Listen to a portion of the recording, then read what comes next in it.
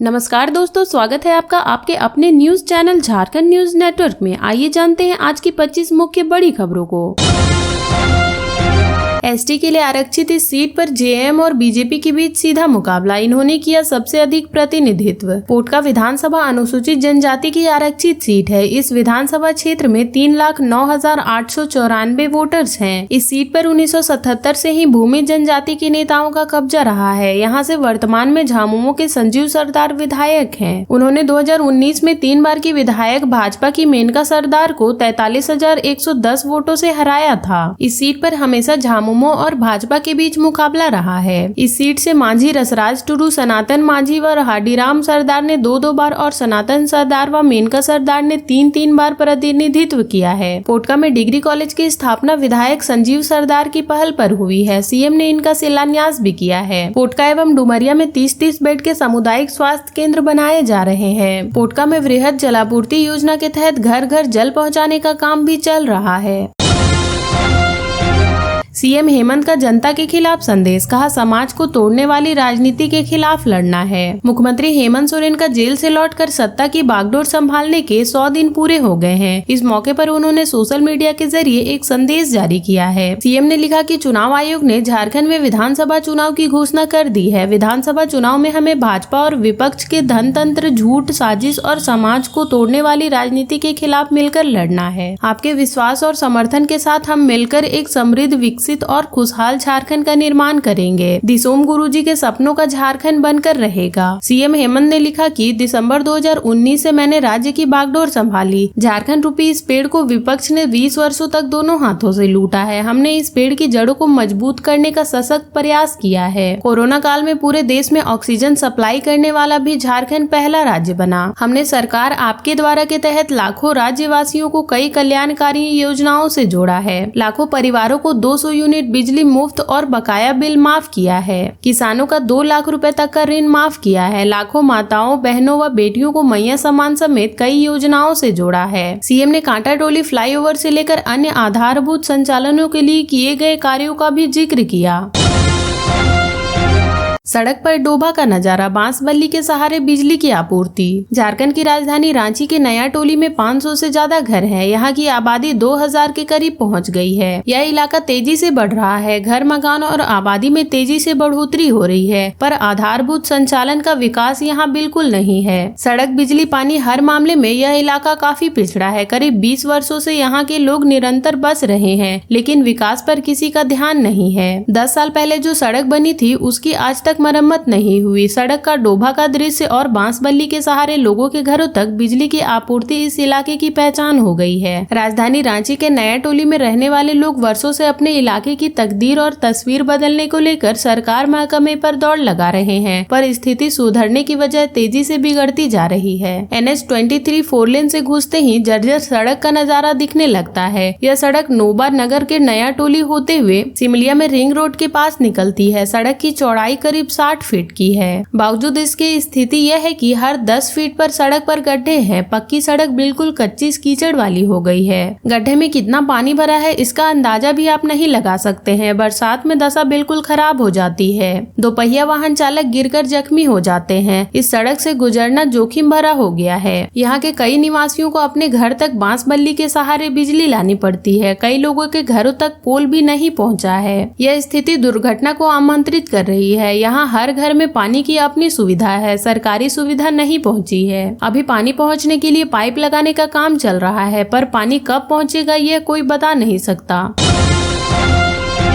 सरायकेला में जंगली हाथी ने युवक को पटककर मार डाला। वन विभाग पर आक्रोशित हुए ग्रामीण। सरायकेला खरसावां जिले के चांडिल थाना क्षेत्र अंतर्गत सुखसारी गांव में गुरुवार की सुबह करीब 6 बजे झुंड से पिछड़ा एक जंगली हाथी ने युवक को पटककर मार डाला। युवक की पहचान चांडिल के कंगलाटाल निवासी श्यामल मुर्मू के रूप में हुई है। जानकारी के अनुसार गाँव में हाथी आने पर श्यामल मुर्मू ग्रामीणों के साथ मिलकर हाथियों को भगा रहा था। तभी झुंड से पिछड़ा हाथी ने श्यामल मुर्मू को अपने चपेट में लेकर कुचलकर मार डाला। घटना के बाद वन विभाग के प्रति ग्रामीणों में भारी आक्रोश देखा गया। इधर घटना की सूचना मिलते ही चांडिल थाना की पुलिस व वन विभाग की टीम सुखसारी गाँव पहुँची। अनुमंडल अस्पताल पर मौजूद ग्रामीणों ने वन विभाग के प्रति अपनी नाराजगी दिखाई। ग्रामीणों ने कहा कि विगत कई महीनों से इस क्षेत्र में जंगली हाथियों का प्रकोप दिन ब दिन बढ़ता जा रहा है, लेकिन इसे रोकने में वन विभाग नाकाम साबित हुई है। ग्रामीणों ने कहा कि जब भी वन विभाग को हाथी भगाओ दस्ता के साथ भगाने की मांग की जाती है तो सिर्फ खाना पूर्ति करती है। जब उनसे हाथी को भगाने के लिए टॉर्च, पटाखे, मोबिल आदि की सुविधा की डिमांड की जाती है तो वह टॉर्च, पटाखे, मोबिल खत्म होने की बात कहकर लौटा देती है। हादसे की सूचना मिलने पर भाजपा नेता पप्पू वर्मा चांडिल अनुमंडल अस्पताल पहुंचे और घटना की जानकारी ली। इस दौरान भाजपा नेता पप्पू वर्मा ने कहा कि विगत कई महीने से ईचागढ़ विधानसभा क्षेत्र में जंगली हाथियों का प्रकोप काफी बढ़ गया है और वन विभाग सिर्फ मूक दर्शन बनी हुई है। आज हाथी ने एक युवक की जान ले ली और वन विभाग मुआवजा बांटने चली गई। वन विभाग के प्रति गैर इरादतन हत्या का मामला दर्ज होना चाहिए। 4 साल से ग्रामीण वॉच टावर लगाने की मांग कर रहे हैं, लेकिन वन विभाग की नींद नहीं खुली, जिस कारण गाँव के लोगों की जान जा रही है। हटिया से लगातार चौथी बार कोई नहीं बन पाया विधायक, ये लोग 3 बार जीते। हटिया विधानसभा सीट का इतिहास बहुत पुराना नहीं है। यह सीट 1977 में बनी थी। अब तक इस विधानसभा सीट पर 11 बार चुनाव हुए हैं। इसमें 10 बार चुनाव हुए, जबकि 1 बार उपचुनाव हुआ है। यहाँ के पहले विधायक सुबोधकांत सहाय थे। सहाय ने लगातार 3 बार इस सीट का प्रतिनिधित्व किया है। इस सीट से लगातार 4 बार कोई प्रत्याशी विधायक नहीं बन पाया है। सुबोधकांत सहाय के साथ साथ रामजी लाल सांडा और नवीन जायसवाल भी इस सीट में 3 बार चुनाव जीत चुके हैं। अभी नवीन जायसवाल इस सीट का प्रतिनिधित्व कर रहे हैं। 2 बार इस सीट में लगातार लाल गोपाल शरण नाथ सहदेव भी चुनाव जीते हैं।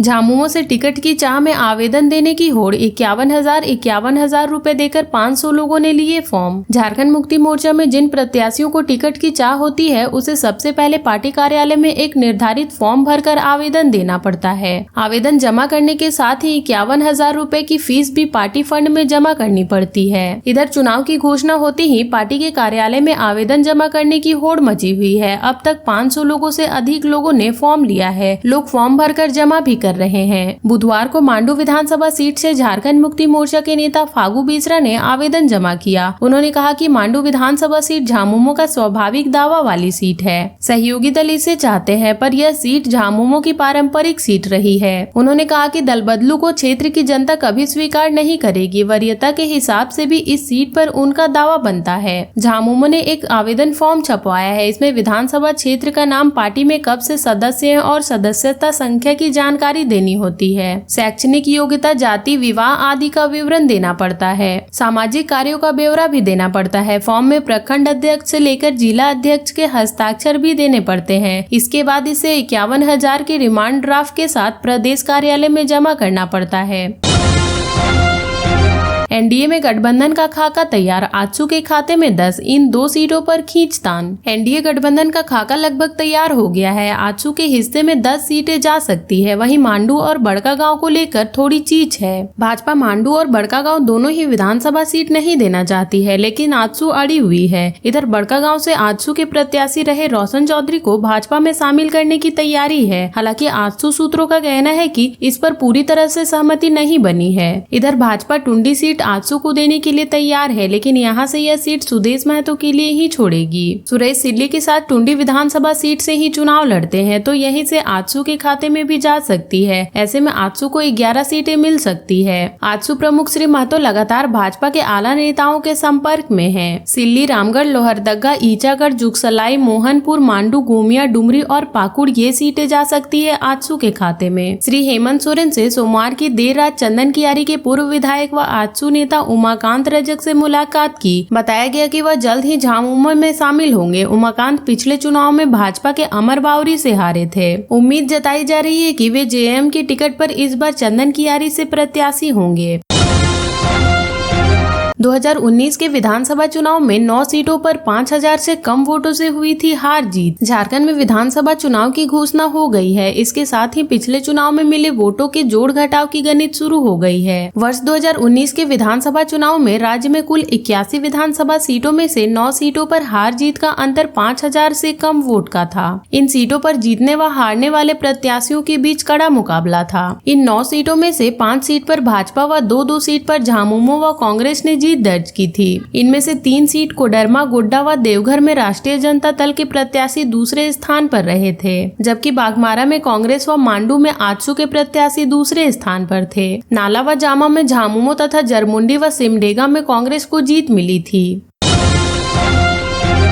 बीजेपी प्रत्याशियों के नाम फाइनल। मीरा मुंडा पोटका तो बेरमो से रविंद्र पांडे हो सकते हैं प्रत्याशी। झारखंड विधानसभा चुनाव में टिकट बंटवारे को लेकर पिछले 2 दिनों से भाजपा में सरगर्मी तेज है। मंगलवार को केंद्रीय चुनाव समिति की बैठक हुई। इसमें प्रत्याशियों के नाम लगभग तय हो गए हैं। केंद्रीय चुनाव समिति में प्रधानमंत्री नरेंद्र मोदी, गृह मंत्री अमित शाह, राष्ट्रीय अध्यक्ष JP नड्डा सहित प्रदेश के चुनाव प्रभारी व केंद्रीय मंत्री शिवराज सिंह चौहान, असम के मुख्यमंत्री व सह प्रभारी हिमंता बिस्वा शर्मा, प्रदेश अध्यक्ष बाबूलाल मरांडी सहित राज्य के केंद्रीय मंत्री व प्रदेश के नेता शामिल हुए थे। इसमें प्रत्याशियों के नाम पर चर्चा हुई। पार्टी संभवतः 2 चरणों में प्रत्याशियों की सूची जारी कर सकती है। पहली सूची में 3 दर्जन से ज्यादा सीटों पर प्रत्याशी उतारे जा सकते हैं। भाजपा के अंदर खाने से मिली जानकारी के अनुसार पूर्व केंद्रीय मंत्री अर्जुन मुंडा की पत्नी मीरा मुंडा पोटका सीट से चुनाव लड़ेंगी। वहीं बेरमो से पूर्व सांसद रविंद्र पांडे को उम्मीदवार बनाया जा सकता है। जमुआ से विधायक केदार हाजरा का टिकट कट सकता है। पार्टी ने यहां से नए चेहरे डॉक्टर मंजू कुमारी को प्रत्याशी बनाने की तैयारी कर ली है। डॉक्टर मंजू पूर्व विधायक सुकर रविदास की बेटी है। वह कांग्रेस से चुनाव लड़ चुकी हैं। कांके विधानसभा से वर्तमान विधायक समरी लाल को बदलने की तैयारी है। उनकी जगह कमलेश राम के नाम खूब चर्चा में है। वहीं पूर्व विधायक जीतू चरण राम ने भी जोर लगाया है। पार्टी ने नई सीटिंग विधायकों को मौका दिया है। उनकी सीटों में कोई फेरबदल नहीं की गई है। पार्टी के प्रदेश अध्यक्ष बाबूलाल मरांडी और उनकी पुरानी सीट राजधनवार और प्रतिपक्ष के नेता अमर कुमार बावरी चंदन कियारी से ही चुनाव लड़ेंगे। इधर पार्टी के अंदर हटिया और रांची विधानसभा को लेकर राजनीतिक सरगर्मी काफी तेज है। चर्चा है कि पार्टी अजय नाथ सहदेव को हटिया विधानसभा से उम्मीदवार बना सकती है। वहीं हटिया से वर्तमान विधायक नवीन जायसवाल को रांची शिफ्ट किया जा सकता है। और अब तक के लिए इतना ही। ऐसे ही वीडियोस के लिए लाइक, शेयर एंड सब्सक्राइब करें और जुड़े रहे झारखंड न्यूज नेटवर्क से।